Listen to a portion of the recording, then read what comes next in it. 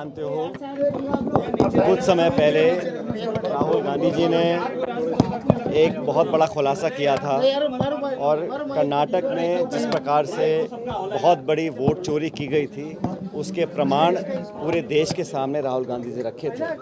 उसके पश्चात हमने कुछ सवाल पूछे थे निर्वाचन आयोग से। हम सब जानते हैं कि देश के मुख्य निर्वाचन आयोग ने एक प्रेस कॉन्फ्रेंस करी और बजाय इसके कि राहुल जी ने जो तथ्य उजागर किए थे, जो उन्होंने खुलासा किया था वोट चोरी का, उसकी जांच बिठाने की बजाय उल्टा राहुल जी से मांगा एफिडेविट। और जो हम लोगों ने वाजिब सवाल पूछे थे वोटर लिस्ट के बारे में, सीसीटीवी जो कैमरा फुटेज होती है उसको डिलीट करने के बारे में और वोटर के नाम काटने जोड़ने के बारे में, तथ्य प्रमाण और सबूत के साथ जो हम लोगों ने मांग रखी थी, उस पर आज तक कोई संतोषजनक जवाब नहीं आया। बल्कि बिहार में लाखों लोगों के नाम लिस्ट से गायब किए जा रहे हैं। अभी भी निर्वाचन आयोग ने जो वोटर की लिस्ट होती है वो हम लोगों को उपलब्ध नहीं कराई है और राहुल जी खुद कह चुके हैं कि बहुत जल्द वो एक इससे बड़ा खुलासा करने जा रहे हैं। हमें थोड़ा इंतजार करना चाहिए, लेकिन पूरे देश भर में लोगों के मौलिक अधिकार, उनमें से सबसे बड़ा अधिकार होता है वोट का अधिकार। प्रति व्यक्ति एक वोट सबको देने का अधिकार है। उस अधिकार से अगर लोगों को वंचित रखा जाएगा तो हमारा लोकतंत्र लगातार कमज़ोर होता रहेगा। देश में आसपास के जो पड़ोसी मुल्क हैं वहाँ जो हालात पैदा हो रहे हैं वो भी चिंता का विषय है, लेकिन भारतवर्ष में हमारी जड़ें बहुत मजबूत हैं लोकतंत्र की। लेकिन कांग्रेस पार्टी ने निर्णय लिया है कि समूचे भारतवर्ष में जो अभी वोट अधिकार रैली निकाली है बिहार में, उसके बाद हमारे तमाम राज्यों के अंदर हम अभियान चला रहे हैं। उसके तहत 15 सितंबर आज से हस्ताक्षर अभियान चला रहे हैं। हम लोगों के हस्ताक्षर ले रहे हैं और आम जनता का हस्ताक्षर निर्वाचन आयोग तक पहुंचाएंगे और करोड़ों की संख्या में वो हस्ताक्षर जब पहुंचेंगे इलेक्शन कमीशन के पास, उन पर दबाव पड़ेगा और उम्मीद करते हैं कि उनकी अंतरात्मा जागेगी। और जो हम मांग कर रहे हैं, हमारी मांग बड़ी स्पष्ट है। हम आरोप भी नहीं लगा रहे हैं। अगर गड़बड़ी पाई गई है, चोरी पकड़ी गई है, तो उसका सुधार करने के लिए निर्वाचन आयोग क्या कर रहा है, और इस बजाय इसके कि बीजेपी के प्रवक्ता जवाब दें, बेहतर ये होगा कि निर्वाचन आयोग खुद एक जांच स्थापित करे और तथ्यों की जानकारी ले। हम लोगों ने हस्ताक्षर अभियान पूरे देश में चलाया है। आज हम लोग राजस्थान में टोंक में खुद यहाँ पर इसको चालू करूँगा, लोगों के बीच जाएंगे हम लोग। और इससे पहले हम लोगों ने पदयात्राएं करी हैं, प्रोग्राम किए हैं। कल छत्तीसगढ़ का मैं प्रभारी हूँ, वहाँ पर हम अभियान को चालू कर रहे हैं। तो लगातार जनता का दबाव बनाने के लिए कांग्रेस के तमाम नेता कार्यकर्ता अलग अलग स्तर पर अपना काम कर रहे हैं, ताकि जनता को जागरूक रख सकें।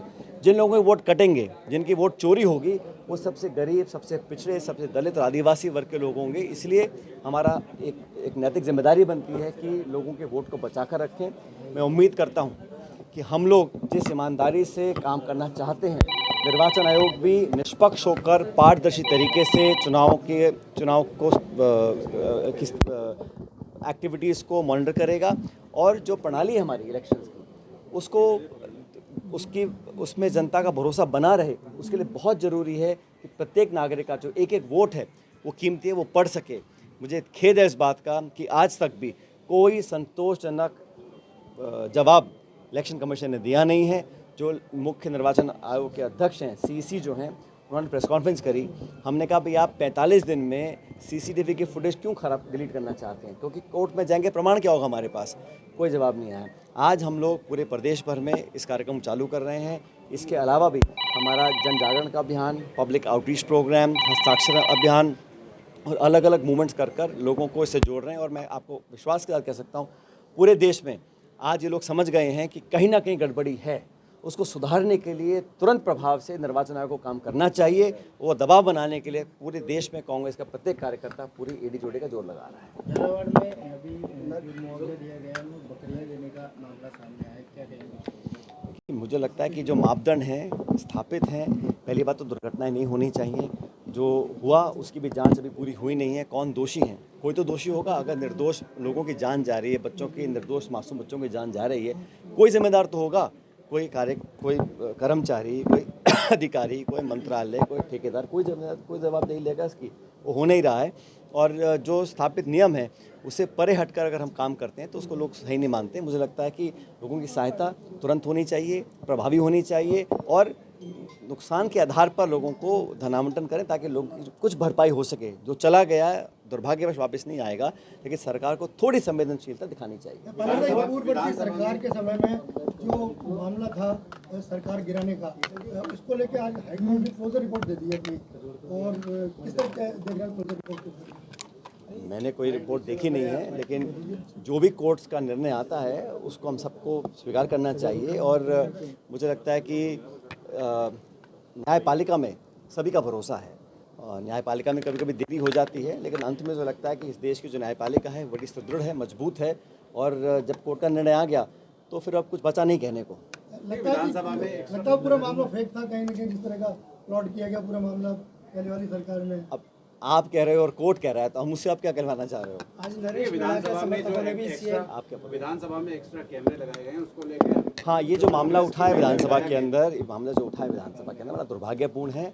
और ये जो कैमरों के माध्यम से अगर कोई जासूसी करने की कोशिश कर रहा है तो वो नियम, मर्यादा, परंपराओं के सख्त विरुद्ध में है। ऐसा होना नहीं चाहिए। और खासकर विपक्ष जो लोग हैं, हम लोग सदन के अंदर क्या रणनीति बना रहे हैं, क्या हमारे एक्शंस रहेंगे, हम लोग अल्टीमेटली जनता की आवाज़ उठाने के लिए वहाँ गए हैं। तो ये जो निगरानी करने का जो एक मामला सामने आया है बड़ा दुर्भाग्यपूर्ण है। इसकी बहुत उच्च लेवल पर जांच होनी चाहिए, और अगर कोई दोषी है उस पर उचित कार्रवाई होनी चाहिए। देखने के लिए लगाए गए कैमरे। जैसे मैंने कहा ना, जासूसी का जो प्रकरण सामने आया है वो बड़ा गंभीर है। इसको लेकर नेता प्रतिपक्ष, बाकी सब विधायक साथी गवर्नर साहब से मिले थे, अपना ज्ञापन दिया है, और हम तो चाह रहे हैं इसमें पूरी गहन जांच हो, और इस तरह के गलत कार्रवाई अगर कहीं हो रही है जासूसी को लेकर, वो नहीं होनी चाहिए। मैं तो कहता जासूसी किसी प्रकार की भी, वो हनन है लोगों के जो प्रिवेसी इश्यूज़ हैं, उसको ध्यान में रखना चाहिए। और इस प्रकार के अगर तथ्य सामने आते हैं तो बड़ा दुर्भाग्यपूर्ण है। बिहार में चुनावी सरगर्मियाँ शुरू हो गई हैं, आप वहाँ जाके आए, किस तरह की चीज़ें हैं और कांग्रेस का? देखिए, बिहार में जो रैली निकाली थी, यात्रा निकली थी राहुल जी और तेजस्वी यादव जी की, वो बहुत कामयाब रही है। और वहाँ पर लगातार 20 सालों से लगभग एक ही शासन चल रहा है। इंजन भी डबल हो गया, लेकिन वहाँ पे धरातल पर कुछ कार्रवाई नहीं हुई। अब लोगों में गहरा संतोष है, और अभी तेजस्वी एक और यात्रा निकाल रहे हैं कल 16 तारीख से। तो लोगों का रुझाव, मतदाताओं की धारणा हमारे गठबंधन के साथ है। लगातार हमारा गठबंधन और बढ़ रहा है। सीट शेयरिंग्स को लेकर हम चर्चा कर रहे हैं। जब भी घोषणा होगी चुनाव की, ये जो वोट काटे गए हैं इसका भी हम लोगों ने पूरा मजबूती से इसको उठाया है, न्यायपालिका में उठाया है, इलेक्शन कमीशन में उठाया है, और हम किसी को मनमानी नहीं करने देंगे। हम चाहते हैं चुनाव फेयर एंड ट्रांसपेरेंट तरीके से हो।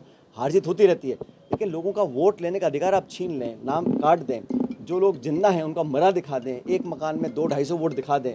कहाँ से हो रहा है, कौन इसकी जांच कर रहा है, किसी को पता ही नहीं है। और राहुल जी ने बड़ा एक ऐसा मुद्दा उठाया है जिसमें लोगों को सोचने को मजबूर कर दिया है कि हमारे लोकतंत्र में अगर वोट ही चोरी हो रहा है फिर बचेगा क्या।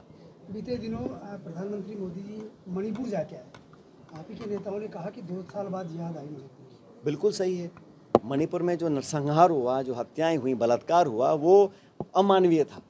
उसका एक नैतिकता बनती है देश के मुखिया को, वहाँ जाके मोर्चे को संभालें, शांति की अपील करें।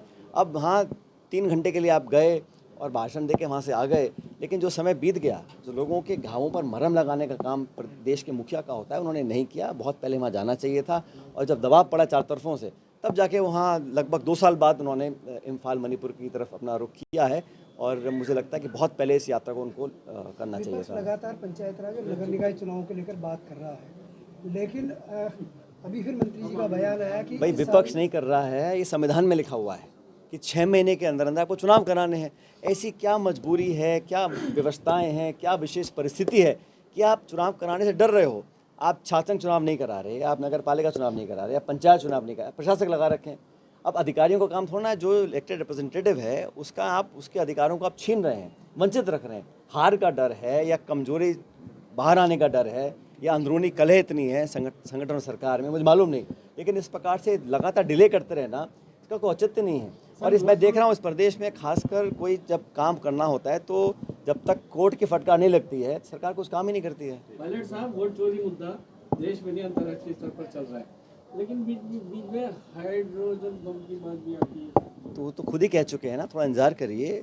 जो प्रमाण उन्होंने कर्नाटक के संदर्भ में आपके सामने रखे, उसको कोई झुठला नहीं पा रहा है आज तक भी, और कुछ और भी ऐसे तथ्य इकट्ठा कर रहे हैं। क्योंकि आप देखिए, हमारे पास डेटा नहीं है, वोटर लिस्ट नहीं है, सरकार और निर्वाचन आयोग कुछ शेयर करने को तैयार नहीं है। तो खुद अपने स्तर पर हम लोग जाकर तहकीकात कर रहे हैं, और पुख्ता सबूत आने के पश्चात राहुल गांधी जी खुलासा करेंगे। और जैसा उन्होंने कहा, जो पहले किया उससे बड़ा खुलासा करेंगे। देखिए कांग्रेस सरकार का शहरी 2028 में अब सीधी आपको मुख्यमंत्री बनाने की मांग उठ रही है, प्रदेश में चारों तरफ नारे लग रहे हैं। हम लोगों का एक ही काम है, राहुल गांधी जी के हाथ मजबूत करना, कांग्रेस संगठन को मजबूत करना। आप सब जानते हो 2025 खड़गे जी राहुल जी ने संगठन को समर्पित किया है। हमारा मंडल, हमारे बूथ, हमारी कमेटियां, हमारे प्रकोष्ठ, हमारे फ्रंटल ऑर्गेनाइजेशन, हमारे जो सृजन हमारा आयोजन चल रहा है अलग अलग राज्यों में, जिलाध्यक्षों को मजबूत कर, तो संगठन मजबूत होगा। मैं बार बार दोहराता हूं कि संगठन से सरकारें बनती हैं, सरकार से संगठन नहीं बनता है। तो हमारी पार्टी का ध्येय ये है कि हमें संगठन को मजबूत करना है, इसीलिए हम सब लोग जनता के बीच जाके कार्यकर्ताओं को मजबूत करने का काम कर रहे हैं। सरकार का सेवा पखवाड़ा चल रहा है, शहरी और कैंप चल रहे हैं, कैंपों में चिड़िया उड़ रही है, योजनाओं का लाभ नहीं मिल रहा सर, किस तरह से देखें? भाई तो सरकार की पोल खुल रही है ना, वो प्रबंधन हो, बाढ़ राहत हो, बिजली के बिल की बात हो, स्मार्ट मीटर की बात हो, किसान को फसल के मुआवजे की बात हो, लोगों को आर्थिक मदद देने की बात हो, सिर्फ और सिर्फ खाना पूर्ति हो रही है। विभाग, डिपार्टमेंट, मंत्री, सरकार जनता के अरमानों पर पानी फेर रहे हैं, खासकर तब जब संकट का समय हो, जब मुसीबत है, बड़ी विपरीत परिस्थितियां हैं, तब भी सरकार सामने आके अपनी जिम्मेदारी नहीं निभा रही है। योजनाएं बंद कर दी, कई योजनाओं का लाभ सरकार देती थी, कांग्रेस के टाइम पे भी मिली। ये तो पिछले 1.25 साल में हमारे जो काम थे उससे कुछ ना कुछ ईर्ष्या होगी, क्योंकि नाम हमारी सरकार का था, वो कांग्रेस का नाम था, उसको बदल कर नाम बदल दिए। सरकार स्कीम्स को काट रही है, छटनी कर रही है। उदाहरण दे रहा हूँ मैं आपको, नरेगा की जो योजना थी, आज कितने काम मिल रहे हैं पंचायतों के अंदर। तो सरकार में हिम्मत नहीं है कि वो परियोजना को बंद करें नरेगा की, लेकिन जानबूझ के उसको जटिल बना रहे हैं ताकि लोगों को काम से वंचित रखा जाए। इस सरकार की ना तो नीतियाँ ठीक हैं और ना नीयत ठीक है, और जनता ऊब चुकी है। जैसे मैं हर बार कहता हूँ कि अब सिर्फ 3 साल का समय बचा है, दोबारा कांग्रेस पार्टी की सरकार बनेगी। नरेश मीणा भी बड़ा आंदोलन कर रहे हैं, उसको लेकर क्या कहेंगे? हम सब लोग, जनता पे कहीं शोषण होगा, उत्पीड़न होगा, जो भी व्यक्ति वर्तमान सरकार की नीतियों से नाखुश है, आम जनता भी नाखुश है, हम सब चाहते हैं सरकार अपने काम को सुधारे, ठीक रास्ते पर काम करे, और जो वंचित लोग हैं, जिनके साथ दुर्घटनाएं हुई हैं, जिनको परेशान किया जा रहा है, उनके साथ न्याय मिले। सोशल मीडिया पे एक पोस्ट वायरल है जिसमें सचिन पायलट के निजी सहायक ने फोन नहीं उठाया। ऐसा है, आजकल सब अपना नाम उछालने के लिए सोशल मीडिया पे क्या लोग लिख रहे हैं कि उसका कोई अंत नहीं है। सर परनामी जी आए थे, उन्होंने कहा कि कांग्रेस पार्टी अलगाववादी है, इस पे क्या कहना चाहिए? कौन आए थे? परनामी जी आए थे प्रदेश में, क्या हुआ उनको? उन्होंने कहा कि कांग्रेस पार्टी की विचारधारा अलगाववादी की है और वो झूठ बोलती है कि बेचारे वो भले आदमी खुद अलग अलग